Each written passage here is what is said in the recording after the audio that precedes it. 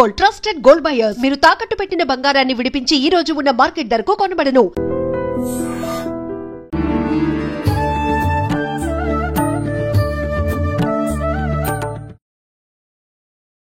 నమస్కారం, welcome to I dream. ధర్మ మార్గం విత్ విచిత కార్యక్రమానికి స్వాగతం. ప్రస్తుతం మనతో పాటు ఉన్నారు ప్రముఖ జ్యోతిష్య పండితులు నందిబట్ల శ్రీహరి శర్మ గారు. ఇప్పుడు వారితో మాట్లాడి అసలు నిజంగా కార్తీక మాసంలో వచ్చే విశేషమైన రోజులేంటి, ఆ రోజుల్లో మనం ఆచరించాల్సిన విధి విధానాలేంటో అడిగి తెలుసుకుందాం. నమస్కారం గురుగారు. వాగర్థవివ సంపృక్తౌ వాగర్థ ప్రతిపత్తయే జగతః పితరౌ వందే పార్వతీ పరమేశ్వరౌ. సదాశివ సమారంభాం శంకరాచార్య మధ్యమాం అస్మదాచార్య పర్యంతం వందే గురు పరంపరాం. ఆదిత్యాయ చ సోమాయ మంగళాయ బుధాయ చ గురు శుక్ర శనిభ్యశ్చ రాహవే కేతవే నమః. శృంగేరి జగద్గురు పీఠాధిపతులకి, కంచి పీఠాధిపతులకి నమస్కారములు తెలియచేసుకుంటూ కార్యక్రమాన్ని ప్రారంభిద్దాం. గురుగారు, కార్తీక మాసంలో వచ్చే ఏకాదశి, ద్వాదశి కూడా చాలా విశేషమైన రోజులుగా చెప్పబడుతున్నాయి. అయితే ముఖ్యంగా ఆ రోజున మనం ఎటువంటి విధి విధానాలు ఆచరించాలి, ఏకాదశి రోజుని ఏ రకంగా ఉపయోగించుకోవచ్చు, ద్వాదశి రోజు మనం మామూలుగా కూడా అంటే తులసి కళ్యాణం ఆ రోజున చేస్తామని అంటారు, కానీ ప్రతి ఒక్కరు కూడా ఈ మధ్య కాలంలో పౌర్ణమి రోజున చేస్తున్నారు. నిజంగా ఆ రోజే చేయాలా, ఆ రోజు చేస్తేనే ఆ ఫలితం ఉంటుందా? ఇంకొకటి, మీరు ఇంతకుముందు ఒకసారి మనం కార్తీక మాసం టాపిక్ మాట్లాడుకున్నప్పుడు ఒక విషయం అన్నారు నాతో. ఈసారి కార్తీక మాసంలో వచ్చే ఏకాదశి, ద్వాదశుల్లో మంచి అంటే చాలా కొన్ని సంవత్సరాల క్రితం వచ్చిన ఏదైతే విశేషమైన రోజు ఉందో ఆ రోజు మళ్ళీ తర్వాత చాలా కాలంకి ఈ కార్తీక మాసంలో వస్తుంది అని చెప్పి, మరి అంత పవిత్రమైన రోజు, అంతటి విశేషమైన కొన్ని సంవత్సరాల తర్వాత వచ్చిన రోజు అని అంటే ఖచ్చితంగా మనం ఆ రోజు చేసే కార్యక్రమం వలన అంతే ఫలితం ఉండే అవకాశం కూడా ఉంటుంది కదా? తప్పకుండానమ్మా. ఎందుకంటే ఈ యొక్క క్రోధినామ సంవత్సరం, ఈ క్రోధినామ సంవత్సరం తగ్గట్టుగానే అనేక ఉపద్రవాలు, ప్రపంచవ్యాప్తంగా భయాందోళనతో కూడుకున్నటువంటి జీవన విధానం. అవునండి. కానీ భగవంతుడు తండ్రి లాంటి వాడు, అమ్మ తల్లి లాంటిది. మొదటి దంపతులు, ఆది దంపతులు వాళ్లే కదా. కాబట్టి ఇంతటి విపత్కరమైనటువంటి సంవత్సరంలోనైనా కానీ కొన్ని గొప్పదైనటువంటి యోగాలని మనకు పుణ్యమాసాలు కలిగించడం, పుణ్యం సంపాదించుకోవడానికి అవకాశాలు ఇస్తున్నాడు. దుష్ట శిక్షణ, శిష్ట రక్షణ. వీక్షించేటువంటి ప్రేక్షకులు గమనించాల్సినటువంటి అంశం ఏంటంటే 2027 సంవత్సరం వరకు కూడా ఈ ప్రపంచవ్యాప్తముగా ప్రకృతి విపత్తులు ఉంటాయి. సామూహిక మరణ హోమాలు అనేటువంటివి జరుగుతాయి. అందులో ఏమాత్రం సందేహం లేదు. అంతకంటే కూడా మనం 2020 సంవత్సరంలో చూసిన విపత్తులు లాంటివి కూడా భవిష్యత్తులో రాబోతాయి. ఎందుకంటే కరోనా రావడానికి షష్టగ్రహ కూటమి ఎలా అయితే ఉందో, మార్చి 29వ తారీఖు రోజున కూడా షష్టగ్రహ కూటమి ఏర్పడుతుంది. తద్వారా కొన్ని భవిష్యత్తులో ఇబ్బందికర పరిస్థితులు, అటువంటి ఇబ్బందికర పరిస్థితుల్లో మనల్ని రక్షించేది మనం చేసుకునే పుణ్యం. గుర్తుపెట్టుకోండి, మన కుటుంబాన్ని రక్షించేది, మన ప్రాంతాన్ని రక్షించేది మనం చేసుకునేటువంటి దైవ పుణ్యమే, దేవతా కార్యక్రమాలు, అందులో సందేహమే లేదు. అందుకనే పూర్వకాలం నుంచి ఈ కాలం వరకు కూడా అనాదిగా ఎన్నో నియమనిష్టలు కలిగినటువంటి జీవితాన్ని గడుపుతూ వచ్చారు. కాబట్టి నిండు నూరేళ్లు ఎటువంటి విపత్తుల్లోనైనా కానీ బ్రతికి బయట కట్టడం జరిగింది. కాబట్టి మనం కూడా అటువంటి పుణ్యాన్ని సంపాదించుకోవాలి. కాబట్టి ఇటువంటి మంచి రోజులని మాలాంటి వాళ్ళు తెలియచేస్తేనే తెలుస్తుంది. కాబట్టి జ్ఞానమంతా మా దగ్గర కాకుండా ప్రపంచానికి తెలియచేయాలనేటువంటి ఒక సదుద్దేశంతోనే ఎన్నో గ్రంథాలు పరిశీలన చేసి కొన్ని విషయాలు తెలుసుకుని వస్తున్నాం. కార్తీక మాసంలో ఏకాదశి వస్తుంది, ద్వాదశి వస్తుంది, అది రొటీన్, అది ప్రతి సంవత్సరం వచ్చేటివి. కానీ ఈ సంవత్సరం ప్రత్యేకంగా వచ్చేటువంటివి చాలా ప్రత్యేకమైందమ్మా. ఏంటండి ఆ ప్రత్యేకత ఏమిటి అని అంటే, మనకు మొదలుగా ఏకాదశి గురించి తెలియజేస్తున్నాం. శయనేకాదశి అని అంటారు. ఆషాఢ శుద్ధ ఏకాదశి నుంచి శయనేకాదశి, చాతుర్మాస్య దీక్ష అప్పటి నుంచి ప్రారంభం చేస్తారు. కాబట్టి అప్పటి నుంచి ప్రారంభం చేసే చాతుర్మాస దీక్ష కార్తీక శుద్ధ ఏకాదశి వరకు ఉంటుంది. అంటే విష్ణుమూర్తి శేషతల్పముపై నిద్రించే సమయం ఆషాఢ శుద్ధ ఏకాదశి. ఇక భాద్రపద శుద్ధ ఏకాదశి రోజున ఒకవైపుకు తిరుగుతాడు. మనం నిద్రలో పడుకొని ఉండి అలా ఉండి మధ్యలో మెలకువలాగా వచ్చి ఒకవైపుకి అలా తిరుగుతాం, కుడి వైపు నుండి మళ్ళీ ఎడం వైపు తిరుగుతాం కదా, ఆ విధంగా ఎడం వైపు తిరుగుతాడు. ఇప్పుడు ఈ 4 నెలలనే దక్షిణాయన కాలం అంటారండి. ఇదేనా దక్షిణాయన కాలం అంటే? దక్షిణాయన కాలం ఇదంతా కూడా దక్షిణాయన కాలం. ఇక ఉత్తరాయణానికి కాలానికి సమీపంగా ఉండేటువంటిది కార్తీక శుద్ధ ఏకాదశి. అప్పటి నుంచి మన లెక్కలోకి వస్తుంది. ఇక గమనించుకున్నట్లయితే భాద్రపద శుద్ధ ఏకాదశి రోజున ఒకవైపుకు తిరుగుతాడు. తర్వాత ఈ కార్తీక శుద్ధ ఏకాదశి రోజున ఉత్థాన ఏకాదశి అని అంటారు, ప్రబోధిన్యేకాదశి అని అంటారు, అంటే నిద్ర నుంచి మేల్కొంటాడు. కాబట్టి మేల్కొన్నటువంటి రోజున ఆ స్వామి వారికి ఎవరైనా కానీ మనం నిద్ర నుంచి మనం మేల్కోగానే ఫస్ట్ దైవ ప్రార్థన అన్నీ చూసుకొని మనం రూమ్లోంచి బయటకు వచ్చేసేస్తాం. ఆ విధంగా ఆ ఈశ్వరుడు వైకుంఠంలో ఉండి ఆ వైకుంఠంలో ఉత్థాన ఏకాదశి రోజున అనగా కార్తీక శుద్ధ ఏకాదశి రోజున మేల్కొంటాడు. మేల్కొన్న తర్వాత బ్రహ్మ శివ ప్రమథ గణాల యొక్క సమూహముతో ఆ వైకుంఠం నుంచి తులసి బృందావనానికి బయలుదేరతాడు ద్వాదశి రోజున. దాన్నే క్షీరాబ్ది ద్వాదశి అని కూడా అంటుంటారు, చిలుకు ద్వాదశి అని అంటుంటారు. అంటే ఈ క్షీరసాగర మథనాన్ని చిలుకినటువంటి మొదటి రోజు, ఆ రోజు నుంచి ప్రారంభం చేశారు దేవతలు రాక్షసులు అమృతం కోసం. ఆ రోజున కూడా క్షీరాబ్ది ద్వాదశి అయ్యింది. కాబట్టి మీరు అన్నట్టుగా తులసి కళ్యాణం ఎక్కువగా చేస్తారు. కానీ ఎక్కడ చేస్తారు? మహారాష్ట్రాది తదితర ప్రాంతాల్లో చేస్తారు. ఎవరికి చేస్తారంటే శ్రీకృష్ణుల వారికి తులసికి కళ్యాణం జరుపుతారు. తులసి అంటే చాలా ప్రీతికరం విష్ణుమూర్తికి, దానికి సంబంధించినటువంటి అనేక గాథలు ఉన్నాయి. కానీ మనకు ఈ యొక్క క్షీరాబ్ది ద్వాదశి రోజున ఎవరైతే కొన్ని నియమాలు అనేటువంటివి పాటించాలమ్మా, ఆ నియమాలు పాటించిన సందర్భంగా అనేకమైనటువంటి పుణ్య ఫలితం కలుగుతుంది. ఎటువంటి నియమాలు? ఈ నియమాలు పాటించడానికంటే ముందు ఈ క్షీరాబ్ది ద్వాదశికి సంబంధించి తులసి యొక్క, ఎందుకంటే తులసి సంబంధించినటువంటి విశేషమైన రోజు కాబట్టి మరి తులసి పుట్టుక గురించి తెలుసుకోవాలి. కాబట్టి ఈ సందర్భంగా తులసి పుట్టుక గురించి తెలిస్తే ఆ పుణ్యం సంపాదించుకున్న వాళ్ళమవుతాం. అంటే తులసి అంటేనే పవిత్రతకి మారుపేరు కదా. అటువంటి పవిత్రతకి మారుపేరైనటువంటి తులసి యొక్క గాథను తెలుసుకుందాం. పూర్వము కాలనేమి యొక్క కుమార్తెను జలంధరుడు అనేటువంటి రాక్షసుడికి ఇచ్చి వివాహం చేస్తాడు. ఇప్పుడు కాలనేమి అంటే ఎవరతను? కాలనేమి అనేటువంటి వాడు కూడా రాక్షసుడు. ఓకే. అయితే ఇచ్చిన తర్వాత ఆ జలంధరుడు అజేయమైనటువంటి శక్తి సంపన్నంతో వెలిగిపోతుంటాడు, అతనికి అడ్డు అదుపంటు ఉండదు. దీనికి గల కారణం ఏంటి అంటే ఆ యొక్క కాలనేమి కూతురు జలంధరుని భార్య పాతివ్రత్య మహత్యం. ఆ జలంధరుడు ఎంతటి వాడయ్యాడనంటే చివరికి శివుడితో కూడా యుద్ధం చేసేంత స్థాయికి వెళ్ళాడు.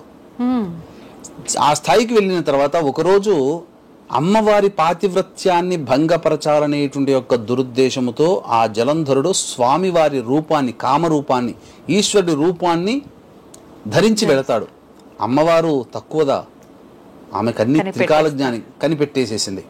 అంతటా ఆగ్రహం చెందినటువంటి అమ్మవారు విష్ణుమూర్తిని, అసలు వీడు పాతివ్రత్యాన్ని పూర్తిగా తొలగించడానికి వచ్చాడు, వీడు ఇంతటి అజయుడయ్యాడు అంటే అతని భార్య పాతివ్రత్య మహత్యము, రాక్షసులు ఎక్కువ కాలం మనగడ ఉండకూడదు, ముల్లోకాలకే ప్రమాదము, కాబట్టి వీడు రాక్షసుడు, కాబట్టి వీని యొక్క భార్య పాతివ్రత్య మహత్యం చేత వీడు గొప్పవాడుగా ఉన్నాడు, వీనికి అడ్డు అదుపు లేదు, అసలు ఆమె పాతివ్రత్యాన్ని తగ్గించే ప్రయత్నం చేయండి అని చెప్పి విష్ణుమూర్తిని ఆదేశిస్తుంది. అంటే పాతివ్రత్యాన్ని తీసేయమని అన్నప్పుడు ఏం చేశాడనంటే ఆమెకి కొన్ని స్వప్నంలో కొన్ని దృష్టాంతాలు కనబడ్డాయి. అంటే తన భర్త దున్నపోతు మీద వెళుతున్నట్టుగా స్వప్నంలో ఎవరైతే దున్నపోతుకి దర్శనమిస్తా కనబడుతుందో 6 నెలల్లో వాళ్ళకి మరణం సంప్రాప్తం అవుతుంది. అది సంకేతం. అగ్నిలో కలికాలంలో కూడానమ్మా. ఆ విధంగా అక్కడంతా కూడా ఊరంతా తగలబడిపోతున్నట్టు మంటల్లో ఇవన్నీ కూడా కనబడేసరికి భయపడిపోయి ఉద్యానవనంలోకి, అసలు ఆమెకి ఎక్కడికి వెళ్తుందో తెలియకుండా ఉద్యానవనంలో అడవుల్లోకి వెళ్తుంది. అంతటా ఆ విష్ణుమూర్తి వృద్ధ బ్రాహ్మణుడి వేషంలో ఒక చెట్టు కింద కూర్చున్నాడు. ఆ చెట్టుకి పైన 2 వానరాలు, 2 కోతులు ఉన్నాయి అక్కడ పైన. ఆ విధమైనటువంటి స్థితి ఉన్నటువంటి చూసి ఈ బ్రాహ్మణుడు ఎవరో గొప్పవాడిలా కనబడుతున్నాడు, నా భర్త కనిపించట్లేదు, నా భర్తకి ఏమైంది, అసలు శివుడితో యుద్ధం చేస్తున్నాడు కదా, ఎలా ఉన్నాడు అని చెప్పి వార్త తెలుసుకుని అంటే అతను ధ్యానంలో ఉండి శివుడి చేతిలో నీ భర్త చనిపోయాడమ్మా అని చెప్తాడు. ఇదంతా విష్ణువు చేసే మాయ. అయిన తర్వాత ఆ చనిపోయాడు నా భర్తనగానే మూర్ఛిల్లిపోతుంది. అంతటా ఆమెని నీటితో మళ్ళీ లేపుతాడు, చల్లిన తర్వాత మీరు మహాత్ములు నా భర్త యొక్క స్థితిని కలిపి చెప్పారు, కాబట్టి నా భర్తను బ్రతికించే ఉపాయం చేయండి అని అంటే, సరేనమ్మా నేను చేస్తానని చెప్పి నదిలోకి వెళ్ళి స్నానం చేస్తాడు. వెళ్ళి జలంధరుని రూపాన్ని కామరూపంతో విష్ణు జలంధరుని రూపాన్ని ధరిస్తాడు. అనగానే రాగానే నిజంగా నా భర్త బ్రతికించాడేమో మా వృద్ధ బ్రాహ్మణుడు అని చెప్పి అనుకుని వెళ్ళి నా భర్త కనపడని భర్తని ఆలింగనం చేసుకునేసరికి ఆమె పాతివ్రత్యం అయిపోయింది. తర్వాత గ్రహించింది ఏంటంటే విష్ణుమూర్తి ఇంతటి పనికి ఒడిగట్టాడని చెప్పి ఆమె శపిస్తుంది. నువ్వు ఏ వానరుల సహాయంతోనైతే నువ్వు విధంగా చేశావో ఆ వానరులే సాక్ష్యం కాబట్టి ఆ వానరుల సహాయంతోనే నువ్వు మళ్ళీ నీ భార్యను కోల్పోయి ఆ వానరుల సహాయంతోనే నీ భర్తను పొందుతావు, నీ భార్యను పొందుతావు అని చెప్పి శాపమిస్తుంది. అదే రామాయణానికి నాంది. ఆ విధంగా వానరుల సహాయంతో నీ భార్యని పొందుతావు అని చెప్పి అక్కడే యోగాగ్ని చితి పేర్చుకొని అందులో యోగాగ్నిలో కాలి బూడిదైపోతుంది. అంతటా ఆ బూడిద ఉన్నటువంటి ప్రదేశంలో దేవతలందరూ విచారవదనంతో విష్ణువు దగ్గరికి వచ్చి తరువాత ఆ యొక్క దేవతలు పట్టుకొచ్చినటువంటి కొన్ని బీజంలో ఆ బూడిద కుప్పలో వేశారు. ఆ బూడిద కుప్పలో వేయగానే అందులోంచి పుట్టినదే తులసి, ఉసిరిక వృక్షము మరియు మాలతి వృక్షం. మాలతి అనేది ఒక చెట్టు. ఇప్పుడు ఉసిరిక అంటే ఉసిరికాయ చెట్టు, తులసి అంటే తులసి చెట్టు, ఎలాగో మాలతి అనేటువంటిది కూడా ఒక వృక్షం. మరి రెండింటికి పూజలు చేస్తారు కదా, మాలతికి చేయరు. మాలతి పుష్పాలతో కూడా ఈశ్వరుని పూజిస్తారు. చాలా విశేషం అది. వృక్షాలలో ఉన్నాయి కానీ మనకి ఇప్పుడు కనుమరిగిపోయి ఉంటాయి, ఎక్కడ కూడా దొరకట్లేవు. చాలా కొన్ని చోట్లలో అయితే ఉంటున్నాయి. ఈ యొక్క పుష్పములు ఈ విధంగా ఉసిరిక ఈ సంబంధించినటువంటి తులసి వృక్షంలో పుట్టింది. ఆ విధంగా ఇది శివపురాణాంతర్గతంగా ఉన్నటువంటి గాథ, ఎక్కడ కూడా చెప్పినటువంటి గాథ కాదు, శివపురాణంలో ఉన్నటువంటి గాథ. కాబట్టి ఈ గాథని అంతా కూడా విన్న వాళ్ళకి తులసి యొక్క పుణ్యప్రాప్తం అనేటువంటిది కలుగుతుంది. కాబట్టి తులసి అంటే ఏంటమ్మా, తులసిని గనక ప్రతిరోజు విడవకుండా 3 పత్రములు భుజించిన వాడికి 6 నెలల్లో గొప్ప సౌందర్యవంతుడు అవుతాడు. అమ్మాయి గొప్ప సౌందర్యవతి అవుతుంది. ఇప్పుడు పూజ చేసే చెట్టు తీయకూడదు అంటారు కదా, అవి తీసుకొని తినొచ్చండి? తీసుకోవచ్చమ్మా, తప్పులేదు. కాకపోతే కొన్ని నియమాలు ఉన్నాయి. ఆదివారాలు, అలాగే మైలతో ఉన్నప్పుడు, ఏకాదశి, ద్వాదశి తిథుల్లో, అమావాస్య తిథుల్లో, పౌర్ణమి తిథుల్లో కొయ్యకూడదు. మిగతా రోజుల్లో తీసుకోవచ్చు. ఆ విధంగా తులసి కళ్యాణం అప్పటి నుంచి తులసికి ప్రీతికరమైనటువంటిది. అందుకని మీరు గమనించి ఉంటే ఈ సంబంధించినటువంటి కృష్ణుడికి సంబంధించి ద్వాపర యుగంలో కృష్ణుడికి చాలా లింక్ ఉంది తులసికి. అంటే పూర్వం ఒక బ్రాహ్మణుడు, ఆ బ్రాహ్మణుడికి కుమార్తె అతి చిన్న వయసులోనే విధవరాలవుతుంది. కానీ ఆమె ఈశ్వరుని అనేక విధాలుగా బ్రతికున్నంత వరకు తులసి చెట్టు దగ్గర గొప్పగా పూజ చేస్తుంది. బ్రతికున్నంత వరకు తులసి చెట్టు దగ్గర పూజ చేస్తుంది. ఆ పూజ చేసినటువంటి మహత్యం వల్ల శ్రీకృష్ణుని అష్టభార్యలలో ఒకటైనటువంటి మిత్రవిందగా జన్మిస్తుంది. మగధీర మిత్రవింద కాదమ్మా, మన అష్టభార్యలలో పురాణాల్లో ఉన్నటువంటి శ్రీకృష్ణుడి భార్య అష్టభార్యలో ఒక ఆమె మిత్రవింద. ఆ మిత్రవింద పూర్వజన్మలో తులసిని విశేషంగా ప్రతిరోజు ఆరాధన చేసింది. ఆ మహత్యం వల్ల శ్రీకృష్ణుడు అంతటి వారికి భార్యగా పుట్టింది. అప్పట్లో ఇవన్నీ సాధ్యపడ్డాయి కానీ కలికాలంలో ఎలా సాధ్యపడితే అన్ని చేసుకోవచ్చునమ్మా. ఇంకొక విశేషం ఏంటంటే నారదుల వారు చెప్పినటువంటి ఒక వ్రతాన్ని ఆచరించి సత్యభామ ఆమె దగ్గర ఉన్నటువంటి బంగారం అంతా కూడా పోసి విష్ణువుకి కృష్ణుడికి సరితూగే బంగారాన్ని పోసి నారదుడికి దానమీయమని చెప్తుంది. ప్రజలు ఆమె అష్టభార్యలు అందరూ ఒక రుక్మిణి తప్ప అందరి దగ్గర ఉన్న బంగారం ఇచ్చిన కృష్ణ భగవానుడు సరితూగడు. అంతటా బాధపడి నా వ్రతం అంతా భగ్నమయ్యేటట్టుందని చెప్పి రుక్మిణి దగ్గర బాధపడితే రుక్మిణీదేవి వచ్చి నమస్కారం చేసి తులసి యొక్క పత్రాన్ని ఆ యొక్క త్రాసులో పెట్టగానే తేలిపోయాడు. అంటే పరమేశ్వరుడు గొప్పవాడి. కార్తీక మాసంలో విష్ణు ఆరాధన చాలా చక్కగా అనేటువంటిది చేస్తూ వస్తున్నాం మనం. ఎందుకనంటే అప్పుడు విష్ణువుని అడిగారనమాట. ఈ శివపురాణాంతర్గతంగానే తులసి సంబంధించిన విధానంగా ఎవరయ్యా నీకు అత్యంత ఆప్తులు ఎవరని చెప్పి ఉద్ధవుడు అనేటువంటి భక్తుడు, మనకు ఉద్ధవుని యొక్క ఉద్ధవ గీత అని కూడా వస్తుంది. ఉద్ధవుడు అనేటువంటి భక్తుడు శ్రీకృష్ణుడి నిర్యాణం కంటే ముందు కనబడుతుంది. ఆ యొక్క ఉద్ధవుని యొక్క అంటే ఉద్ధవుడు చిన్నప్పటి నుంచి కూడా కృష్ణ భక్తుడే. ఆయన శ్రీకృష్ణుడి నిర్యాణం వరకు కూడా ఉన్నాడు. ఆయన నిర్యాణ తదనంతరం కూడా బతికున్నాడు ఉద్ధవుడు. నిర్యాణం అంటే ఆయన చనిపోయిన కృష్ణుడు మరణించినట్టు మరణించారన్నట్టుగా మరణించలేదు. ఆయన గుండెకాయ పూరి క్షేత్రంలో ఇప్పటికీ ఉంది. ఇక గమనించుకుంటే ఉద్ధవుడు అడిగాడట కృష్ణుని, విష్ణు సంభూతుడు కాబట్టి, ఎవరయ్యా నీకు ఇష్టమైన వాళ్ళంటే సదా నన్ను అర్చించే నా భక్తులు, రెండవది తాపసులు, అంటే ఇక ఎటువంటి నిష్కామంగా ఎటువంటి కోరిక లేకుండా నా గురించి నా నామ జపాన్ని చేస్తున్నటువంటి మునులు మునీశ్వరులు తాపసులు, మూడవది తులసి అన్నారు. కాబట్టి ఈ మూడు కూడా ప్రీతికరమని చెప్పాడు కృష్ణ భగవానుడు. కాబట్టి ద్వాదశి తిథి రోజున తులసి కళ్యాణము కృష్ణ భగవాన్తో జరిపిస్తారు.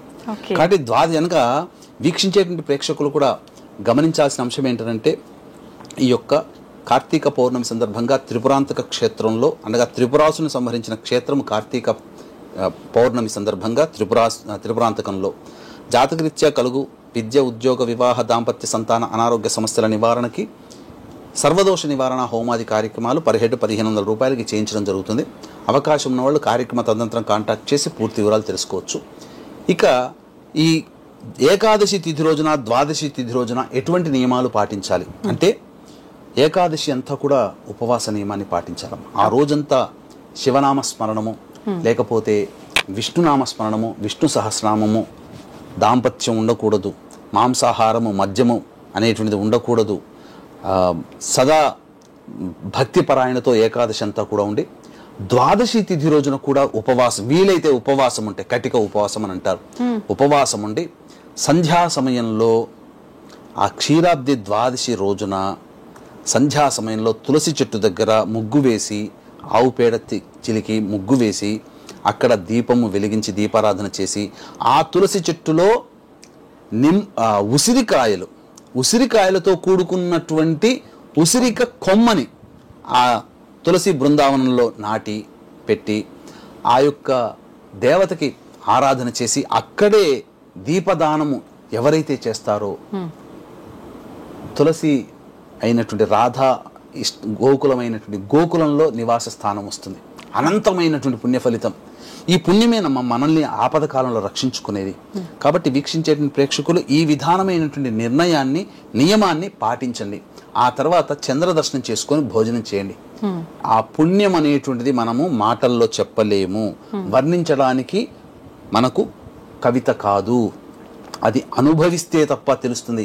ఎప్పుడు అనుభవిస్తామంటే, ఎటువంటి సందర్భంలో అనుభవిస్తామంటే, మనకు ఏదైనా కానీ చాలా మన ఆయుష్కే ఇబ్బంది పడ్డ పరిస్థితులు కలిగినప్పుడు, మన కుటుంబ సభ్యులకి ఇబ్బంది పడ్డ పరిస్థితులు కలిగినప్పుడు, కానీ ఒక అద్భుతం జరిగి తిరిగి పునర్జీవితులు అవుతాం కదా, ఆ సందర్భంలో మనకు గుర్తుకొస్తుంది, ఆనాడు పలానా ఐ డ్రీమ్ ద్వారా వీడియో విన్నాము, పలానా గురువు గారు చెప్పారు, పలానా అమ్మాయి కార్యక్రమం ద్వారా చూశాము అని, ఆ విధానాన్ని ఆచరించాము, ఆ పుణ్యమే మమ్మల్ని రక్షించిందని ఆనాడికి గుర్తుకొస్తుంది. అంత పర్యంతం కాదు.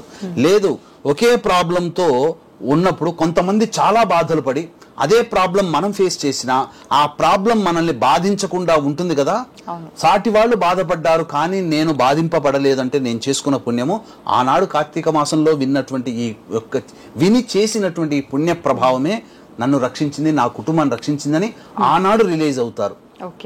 కాబట్టి శిష్ట రక్షణ, దుష్ట శిక్షణ అనేది తథ్యము 2027 సంవత్సరం వరకు తప్పదు. ఎంతటి వారికైనా మనం బ్రతికి ఉండాలి, మన కుటుంబం బాగుండాలి అని అంటే మనం ఖచ్చితంగా ఈ యొక్క నియమాన్ని పాటించాలి. మనతో పాటు అందరూ బాగుండాలంటే ఈ యొక్క వీడియోని అందరికీ తెలియచేయండి, ఈ యొక్క విషయాన్ని అందరికీ తెలియచేయండి. రాబోయే ఉపద్రవాలు చాలానే ఉన్నాయి కాబట్టి మనం దాని నుంచి బయటపడాలంటే కొంత గొప్ప పుణ్యం సంపాదించుకోవాలి. ఆ పుణ్యం ఎలా వస్తుంది అంటే మనం ఆధ్యాత్మికంగా ఉంటే వస్తుంది. నిజంగా చాలా మంచి విషయాలు తెలియజేశారు గురుగారు, ధన్యవాదాలు. సర్వం శ్రీ ఉమామహేశ్వర పరబ్రహ్మార్పణమస్తు.